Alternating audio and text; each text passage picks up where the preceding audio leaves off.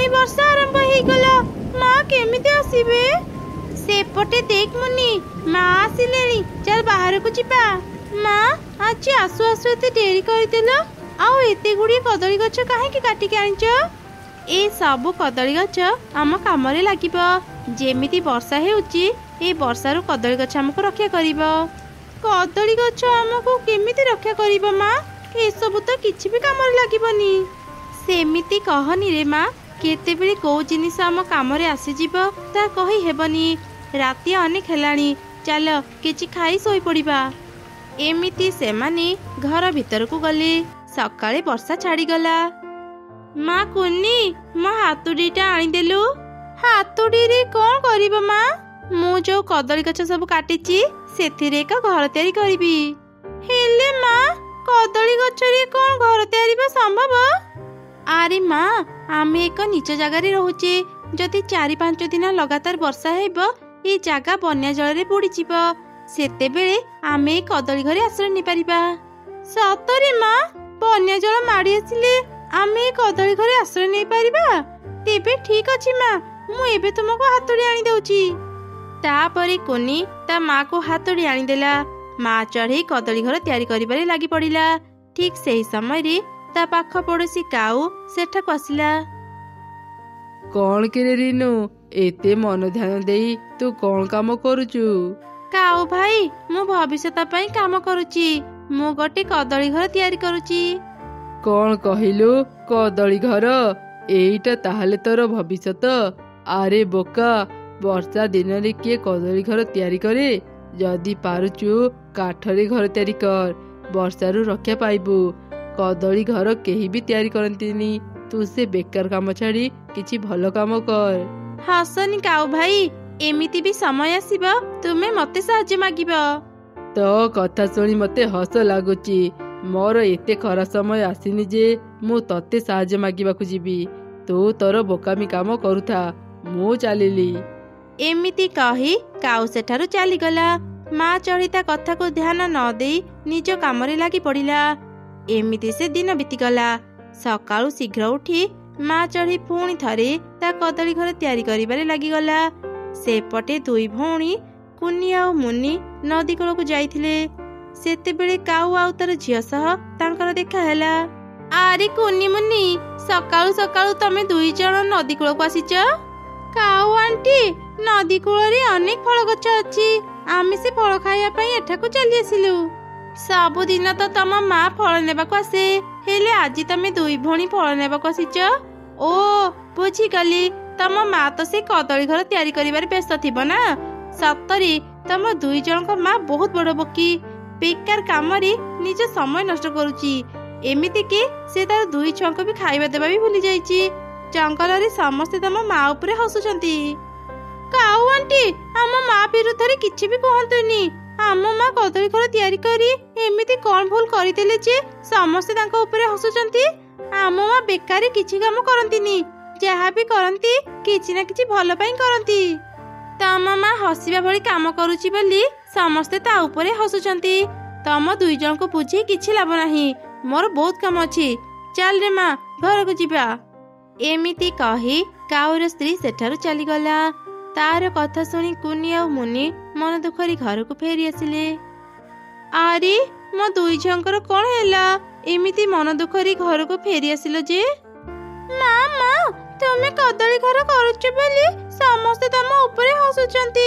हमको से सब सुनिबा को भलो लागिलानी सेति पई घर को चली आसिलो तमे दुई जण काहा कथा को भी कान दियनी अन्य माने को काम हेले कहिबा जे भी किछि भलो काम करे ता पछरे अनेक जण अनेक कथा कहंती काहा कथा को भी ध्यान न दे निज काम करिबा उचित अच्छा माँ ए कदली घर तैयारी करिबा तुमे कोठु सिखिलो मारे मु जेबे छोट थिली बन्या आसिले मो माँ कदली गछरे भेड़ा तैयारी करी ए जगारु से जगह को जाउथिले मो माँ पाखरु ही ए काम सिखिची हेले माँ एइटा तो भेड़ा नुह एइटा गोटे कदली घर हाँ रे माँ मु घर तैयारी करूची एबे समय बदली गलानी एबे कोन आ वर्षा समय भेड़ा रे रही हेबो सेति पई त मु कदली घर तैयारी करूची जेते वर्षा हेले भी आमे कदली घरे सुरक्षित रही परिबा एमिति कही माँ चढ़ी ता कामरे लागिगला। हठात वर्षा आरंभ होइगला। तथापि माँ चढ़ी ता काम बंद कला नाही। से एक छता धरी ता काम करुथिला। एहीपरि 4 ରୁ 5 दिन बीतीगला। लगातार वर्षा हेबा जोगु चारिआडे पानी भर्ती होइगला। माँ माँ घरे तो पानी पशिगला, एबे कौन हेबो? आरे माँ चिंता करनी, आम कदली घर अच्छी ना, निजर किछि जरूरी जिनस पत्र धरी चल शीघ्र कदली घर को जीवा। तापरे से 3 माँ छुआ निज कदली घर को गले। सेपटे जंगल समस्त घरे पानी पशिगला। किछि चढ़ई तो जंगल छाड़ी चली गले। अरे देखो ना, घर सारा पानी भर्ती हो जाइछि। एते पानी रे रहिबा संभव नुह। चल समस्तक परी आमे पाख जंगल को चली जीवा। अरे पाख जंगलर अवस्था भल थिबो बोली तू केमिति जानिलु? वर्षा तो चारिआडे हेउची। यदि सेठी भी समस्ते एमिति बन्य जन पाई कष्ट पाउथिबे सेतेबेले कोठिकी जीवा? आमे आम घर छाड़ी कुआडे भी जीवानी। मु जाई देखे मु कौन करि परिबी। एमिति कही काऊ बाहर को गला। से अनेक खोजिला परी भी आश्रय पाई भल जगह पाइलानी। शेषरे से निराश घर को फेरी आसला। से दिन संध्या हेउ हेउ ही पानी एते बढ़ीगला जे समस्तक घर पानी रे बुड़ीगला। मो तुमको कहूतिली ना पाख जंगल को जीवा, हेले तुमे मो कथा सुनिलनी। एबे आमे एते वर्षा रे कोठिक जीवा? सेमाने एपरी कथा हेबा समय रे ही चढ़ईर कदली घर भासी भासी तांका पाखକୁ आसिला। काऊ भाई, काऊ भौणी, शीघ्र मो कदली घर भीतर को चली आस। आउ थरे केतेबेले भी वर्षा आसी पारे। बाहर रहिबा ठीक नुह। मो घर भीतर को चली आस। चढ़ईर कथा सुनी काऊ तार परिवार को नहीं कदली घर भीतर को गला। भीतरर दृश्य देखी तो से आश्चर्य हो गला। आउ निज भूल बुझी पारिला। चढ़ई से दिन मु तो कदली घरर बहुत मजा उड़ीथिली। तोर भी बहुत अपमान करिथिली। मते तू क्षमा करिदे चढ़ई। आज तोरे कदली घर पाई हमें आश्रय पाइलु। अरे चढ़ी, तू मते भी क्षमा करिदे। मु भी तोर बहुत मजा उड़ीथिली। सतरे चढ़ी, तू बहुत भल घरटी तैयारी करिचु। ए घर केवल मु निज पई तैयारी करिनी, समस्तक पई तैयारी करिची। ए बन्या जलरी अनेक चढ़ईक घर पानी रे बुड़ी जाइची। चालो खाऊ भाई, सेमानकु पानी रु बाहर करी ए कदली घरे आश्रय देबा। मु ए कदली घरे किछि खाइबा जमा करी रखिची। वर्षा छाड़ीबा जाए आमे घरे आश्रय नै पारिबा। काऊ भी चढ़ई कथारी राजी हेला। तापरे सेमाने अन्य चढ़ई मानक पाखकु जाई तांको पानी रु बाहर करी से भासुथिबा कदली घरे आश्रय देउथिले। एमिति सबु चढ़ई वर्षा छाड़ीबा जाए से कदली घरे रहिले।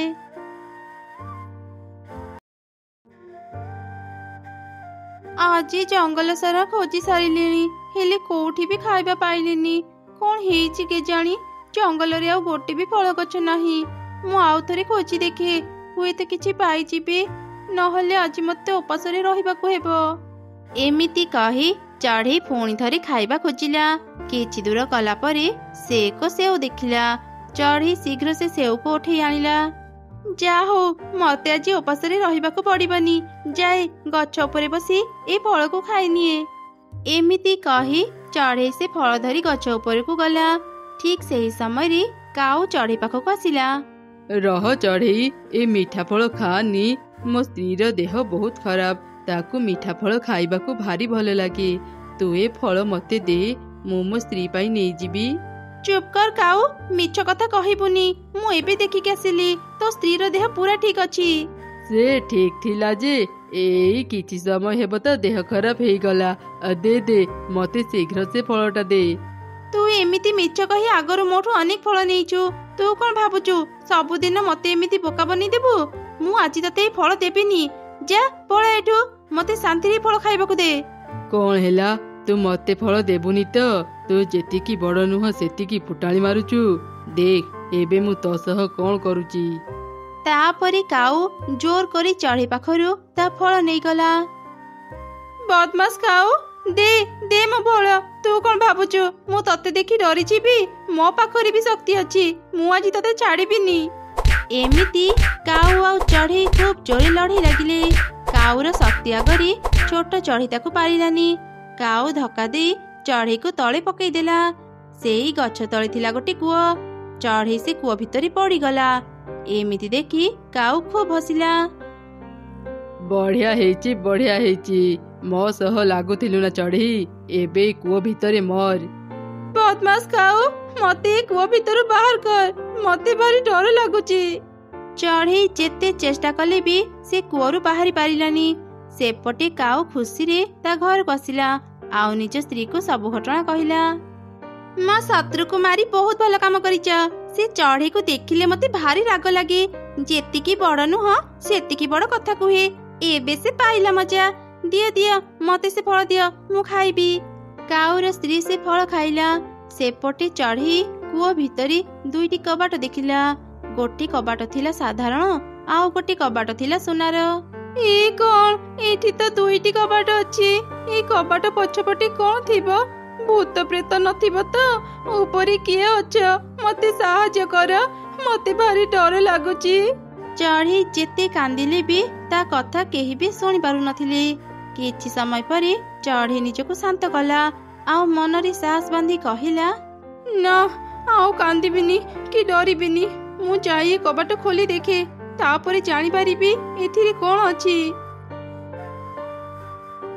ହେଲେ ଏଠି ତ ଦୁଇଟି କବାଟ ଅଛି, ମୁଁ କାହାକୁ ଆଗ ଖୋଲିବି? ଏ ସୁନାର କବାଟ ପଛପଟେ ନିଶ୍ଚୟ କିଛି ମୂଲ୍ୟବାନ ଜିନିଷ ଥିବ। ମୁଁ ତା ପରେ ଖୋଲିବି, ଆଗ ଏ ସାଧାରଣ କବାଟକୁ ଖୋଲେ। ଏମିତି ଚିନ୍ତା କରି ଚଢ଼େଇ ସେ ସାଧାରଣ କବାଟକୁ ଖୋଲିଦେଲା।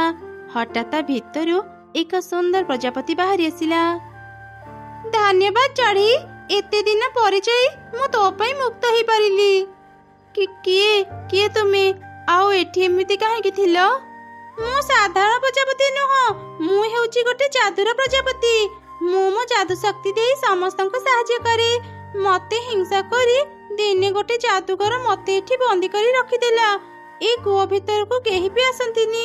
ଚଢ଼େଇ, ତୁ କେମିତି ଏଠାକୁ ଆସିଲୁ? ଚଢ଼େଇ ପ୍ରଜାପତିକୁ ସବୁ କିଛି କହିଲା। ସବୁ ତ ଶୁଣିଲ ପ୍ରଜାପତି, ଏବେ ମୁଁ ଆର କବାଟକୁ ବି ଖୋଲିଦିଏ, ଦେଖେ ସେଠି କିଏ ବନ୍ଦୀ ଅଛି। ନା ଚଢ଼େଇ, ସେ ଭୁଲ କରନି। ସେଠି ମୋ ପରି ଭଲ ନୁହଁ, ସେଠି ଗୋଟେ ଖରାପ ପିଶାଚି ବନ୍ଦୀ ଅଛି। ତାକୁ ମୁଁ ହିଁ ବନ୍ଦୀ କରି ରଖିଛି। ମୁଁ ଅନେକ ଦୁଷ୍ଟମାନଙ୍କୁ ଏଇ କୂଅ ଭିତରେ ବନ୍ଦୀ କରି ରଖେ।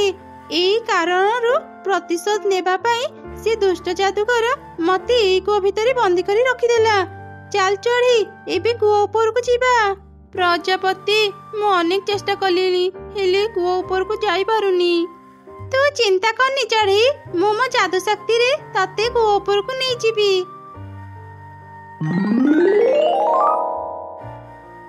ବହୁତ ବହୁତ ଧନ୍ୟବାଦ ପ୍ରଜାପତି, ଆଜି ମୁଁ ତୁମ ପାଇଁ କୂଅ ଭିତରୁ ବାହାରି ପାରିଲି। ଏବେ ମୁଁ ଘରକୁ ଯାଉଛି। ଆରେ ଚଢ଼େଇ, ରହ, ମୁଁ ତତେ ଏକ ଉପହାର ଦେବାକୁ ଚାହୁଁଛି।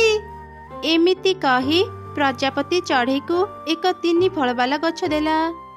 ନେ ଚଢ଼େଇ, ଏ 3 ଫଳ ବାଲା ଗଛ ମୁଁ ତତେ ଦେଲି। ଏ ଗଛରେ 3 ପ୍ରକାରର ଫଳ ଫଳିବ, ଆଉ ଏ ଫଳ କେବେ ବି ସରିବନି। ଏ ଗଛ ନେଇ ତୁ ଘରକୁ ଯା। ମୁଁ ଏବେ ଯାଉଛି ଚଢ଼େଇ, ଯଦି କେବେ ଦରକାର ହେବ ମତେ ମନେ ପକେଇବୁ, ମୁଁ ତ ପାଖକୁ ଆସିବି। ତାପରେ ପ୍ରଜାପତି ସେଠାରୁ ଚାଲିଗଲା। ଚଢ଼େଇ ସେ 3 ଫଳ ବାଲା ଗଛ ନେଇ ଘରକୁ ଆସିଲା ଆଉ ନିଜ ଅଗଣାରେ ଲଗେଇଦେଲା। ଆରେ କଣ? ଏ ଚଢ଼େଇ ସେ କୂଅ ଭିତରୁ କେମିତି ବାହାରିଲା? ଦେଖ ନା, ତା ପାଖରେ କେତେ ସୁନ୍ଦର ଗୋଟେ 3 ଫଳ ବାଲା ଗଛ ଅଛି। ମୁଁ ଯାଇ ତାକୁ ପଚାରି ସେ ଗଛ କୋଉଠୁ ପାଇଲା। ଚଢ଼େଇ, ତୁ ବଞ୍ଚିଛୁ। ମୋ ସ୍ୱାମୀ ତତେ କୂଅରେ ପକେଇଦେବା କଥା ଜାଣିଲା ପରେ ମୁଁ ରାଗି ମୋ ସ୍ୱାମୀକୁ ଘରୁ ବାହାର କରିଦେଇଛି। ଚିନ୍ତା କରନି କାଉ ଭଉଣୀ, ମୁଁ ଏକଦମ ଠିକ ଅଛି। ଆଚ୍ଛା ଚଢ଼େଇ, ତୁ ଏ 3 ଫଳ ବାଲା ଗଛ କୋଉଠୁ ପାଇଲୁ? ହଠାତ୍ ସେହି ସମୟରେ ଚଢ଼େଇର ନଜର ଦୂରରେ ଛିଡ଼ା ହେଇଥିବା କାଉ ଉପରେ ପଡ଼ିଲା। ସେ ମନରେ ଚିନ୍ତା କଲା, ଆଚ୍ଛା, ମୋ ପାଖରୁ ସତ କଥା ଜାଣିବା ପାଇଁ ଏମାନେ ଏମିତି ନାଟକ କରୁଛନ୍ତି। ରୁହ, ତମ ମାନଙ୍କୁ ତ ମୁଁ ଉଚିତ ଶିକ୍ଷା ଦେଉଛି। କାଉ ଭଉଣୀ, ଜାଣିଛ କାଉ ଭାଇ ମତେ ଯୋଉ କୂଅରେ ଧକ୍କା ଦେଇ ପକେଇ ଦେଇଥିଲେ, ସେଇ କୂଅ ଭିତରେ ନା ଏକ ସୁନାର କବାଟ ଅଛି। ସେଇ କବାଟ ଖୋଲିଲେ ତା ଭିତରେ ଏମିତି ଅନେକ ଗଛ ଅଛି। ମୁଁ ସେଥିରୁ ଗୋଟେ ଗଛ ନେଇ ଆସିଛି। ଓ ଆଚ୍ଛା, ଏମିତି କଥା। ହଉ ଚଢ଼େଇ, ମୁଁ ଏବେ ଯାଉଛି। ତୋ କଥା ଯଦି ସତ, ଚାଲ ଆଉ ଡେରି କରନି, ଶୀଘ୍ର ସେ କୂଅ ପାଖକୁ ଯିବା। ତାପରେ 2 କାଉ କୂଅ ପାଖକୁ ଗଲେ। ଏକା ସାଙ୍ଗରେ ହିଁ ସେମାନେ କୂଅ ଭିତରକୁ ବି ଗଲେ। ସୁନାର କବାଟକୁ ଦେଖି ସେମାନେ ସେ କବାଟ ଖୋଲିଦେଲେ। ହଠାତ୍ ତା ଭିତରୁ ଏକ ଭୟଙ୍କର ପିଶାଚି ବାହାରିଲା। କେତେ ଦିନ ପରେ ଯାଇ ମୁଁ ମୁକ୍ତ ହେଲି। ବାହାରୁ ବାହାରୁ ହିଁ ମୁଁ ଖାଇବା ପାଇଗଲି। ଏବେ ମୁଁ ତମମାନଙ୍କୁ ଖାଇ ମୋ ପେଟ ପୂରେଇବି। ଏଇ କଣ? ଏଇଟା ତ ଗୋଟେ ପିଶାଚି। 3 ଫଳ ବାଲା ଗଛ କାଇଁ? ଏବେ କଣ କରିବା? ୟାକୁ ଦେଖିଲେ ମତେ ଭାରି ଡର ଲାଗୁଛି। ପିଶାଚି, ଆମକୁ କ୍ଷମା କରିଦିଅ। ଆମେ ଭୁଲରେ ତୁମକୁ ବାହାର କରିଦେଲୁ। ଆମକୁ ଛାଡ଼ି ଦିଅ। ଥରେ ମୁଁ ଯାହାକୁ ଦେଖେ ତାକୁ ଆଉ ଛାଡ଼େନି। ଏମିତି କହି ପିଶାଚି ସେ 2 କାଉଙ୍କୁ ମାରି ଖାଇଦେଲା। ଚଢ଼େଇ ତା ସାଙ୍ଗ ପ୍ରଜାପତିକୁ ସବୁ ଘଟଣା କହିଲା। ପିଶାଚି କୂଅରୁ ଯେମିତି ନ ବାହାରିବ ସେଥିପାଇଁ ପ୍ରଜାପତି ଏକ ବଡ଼ ପଥର ଆଣି କୂଅ ଉପରେ ରଖିଦେଲା। ତାପରେ ସେ ନିଜ ଘରକୁ ଫେରିଗଲା। ସେପଟେ ଚଢ଼େଇ 3 ଫଳ ବାଲା ଗଛ ନେଇ ଖୁସିରେ ରହିଲା।